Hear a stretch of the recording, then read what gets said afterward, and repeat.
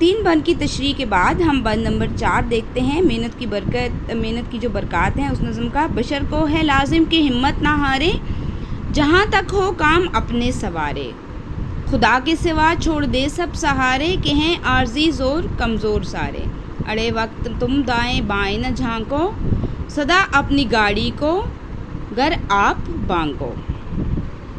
بند number 4 کی تشریح کو دیکھتے ہیں۔ حالی اس بند میں فرماتے ہیں کہ انسان کو کسی بھی حالت میں ہمت نہیں ہارنی چاہیے۔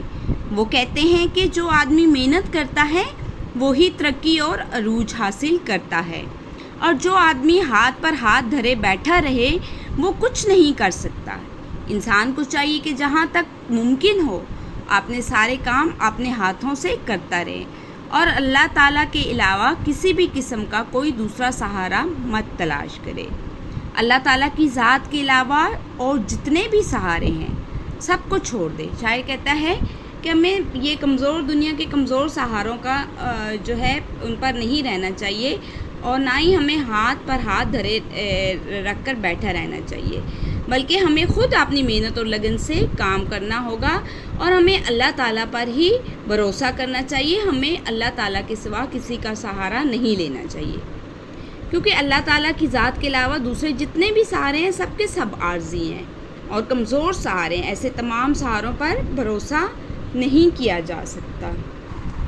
شاعر کہتا ہے کہ جب انسان پر مشکل وقت پڑتا ہے تو اس سے چاہیے کہ اپنے ارد گرد کے سہارے مت تلاش کرے، یعنی کہ مشکل وقت میں بھی اپنے ارد گرد کے سہاروں کو تلاش نہیں کرنا چاہیے، بلکہ اللہ کی ذات پر مکمل یقین رکھتے ہوئے اپنی محنت اور مشقت کو جاری رکھنا چاہیے۔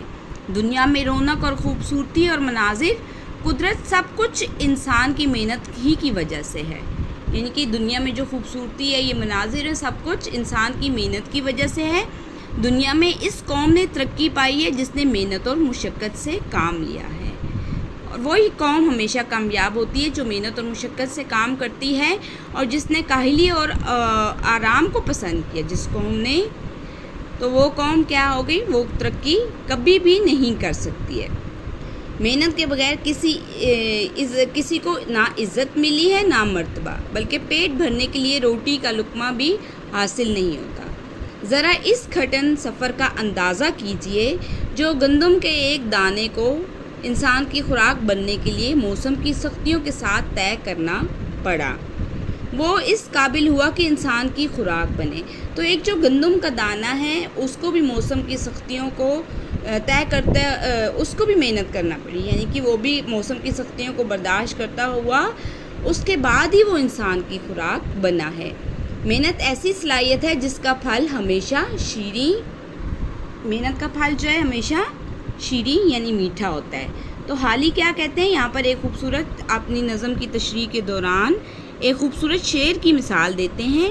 یہ برکت ہے دنیا میں محنت کی ساری، جہاں دیکھیے فیض اسی کا ہے جاری، یعنی کہ یہ برکت جو ہے دنیا میں یہ محنت ہی کی بدولت ہے، جہاں دیکھیں وہاں پر برکت ہے، اور برکت بھی کہاں ہے، جہاں لوگوں نے محنت کی ہے۔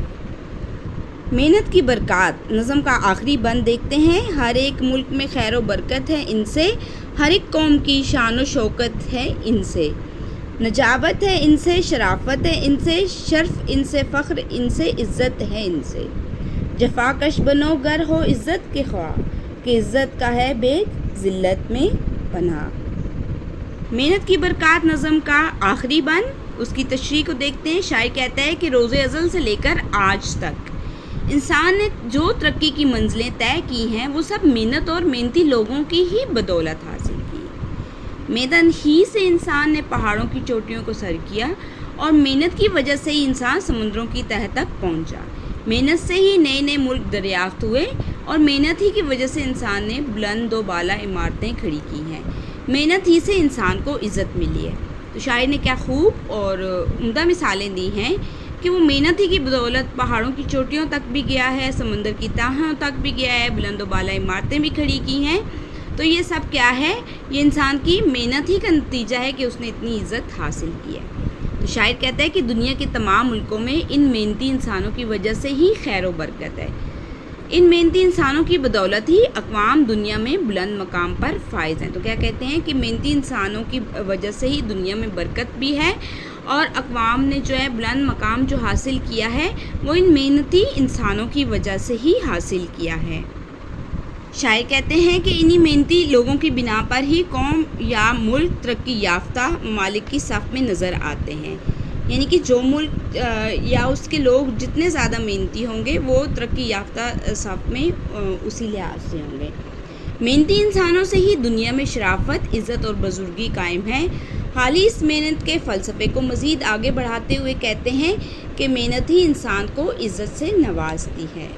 یعنی کہ اگر جو کوئی محنت کرتا ہے اس کو بھی اچھے الفاظ میں یاد کیا جاتا ہے کہ فلاں شخص ہے وہ محنت کرتا ہے، اس نے محنت کر کے اتنا بلند مقام حاصل کیا ہے. اسی محنت سے ہی اپنا نام بلند اور روشن کر سکتے ہیں. اپنی عظمت کو 4 چاند لگا سکتے ہیں. جو شخص محنت سے پیار کرتا ہے وہ سب سے بڑا انسان ہوتا ہے.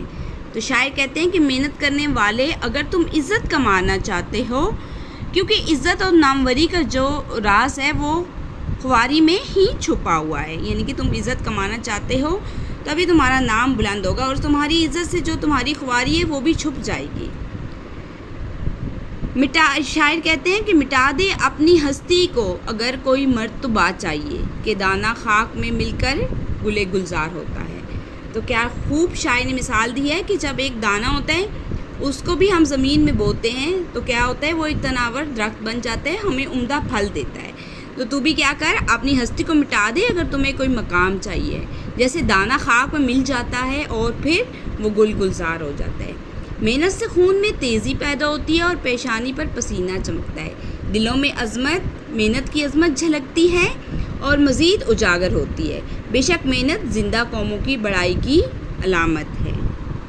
اب اس کا ہم سوال نمبر 1 دیکھتے ہیں. نظم پارے کو پڑھ کر دیے گئے سوالات کے جوابات دیں. مشقت کی ذلت جنہوں نے اٹھائی، جہاں میں ملی ان کو آخر بڑائی. کسی نے بغیر رزق کے ہرگز نہ پائی، فضیلت نہ عزت نہ فرما روائی. نہال اس گلستان میں جتنے بڑے ہیں، ہمیشہ وہ نیچے سے اوپر چڑھے ہیں. تو شاعر کہ اس میں جو پہلا سوال ہے وہ ہے کن لوگوں کو دنیا میں بڑائی ملتی ہے؟ جن لوگوں نے دنیا میں محنت و مشقت کی، انہی لوگوں کو دنیا میں بڑائی ملتی ہے. دوسرے شعر کا مفہوم اپنے الفاظ میں لکھیں.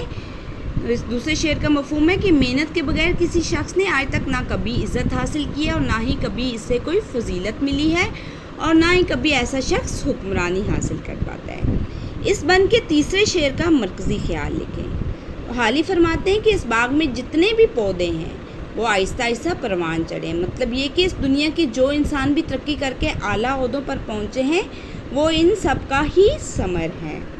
اب دیکھتے ہیں اگلا سوال. ہماری زندگی میں محنت کی کیا اہمیت ہے؟ اپنی رائے دیجیے. ہماری زندگیوں میں بھی محنت کا بڑا کردار ہے. محنت کے بغیر کسی شخص نے آج تک نہ کبھی عزت حاصل کی ہے اور نہ ہی کبھی اسے کوئی فضیلت ملی ہے. دنیا میں یہ رونق، یہ خوبصورتی اور مناظر، قدرت، سب کچھ جو ہے انسان کی محنت کی وجہ سے ہے. دنیا میں اسی قوم نے ترقی پائی جس نے محنت و مشقت سے کام لیا، اور ایک کاہل اور آرام پسند قوم کبھی ترقی نہیں کر سکتی. محنت کرنے والا انسان خدا کو بھی عزیز ہوتا ہے اور اس کے ساتھ ساتھ ایک محنتی بچہ ماں باپ کو بھی بہت پسند ہوتا ہے. تو سوال نمبر 2 دیکھتے ہیں. درج ذیل اشعار کے حوالوں سے شاعری کے پس منظر، انداز بیان، شاعری محاسن، نظم کے اجزاء، قافیہ ردیف کے استعمال کی وضاحت کریں. اس شعر میں بانکوں اور جھانکوں بطور قافیہ استعمال ہوئے ہیں. دائیں اور بائیں صنعت تضاد پائی جاتی ہے اور یہ ایک دلکش انداز ہے. اوپر دی گئی اشعار میں شعر کی تشریح کروائی گئی ہے، وہاں سے باقی اس کی تشریح آپ دیکھ سکتے ہیں. اب یہ دیکھیں. جفاکش بنو گر ہو عزت کے خواہ، کہ عزت کا ہے بھید ذلت میں پناہ.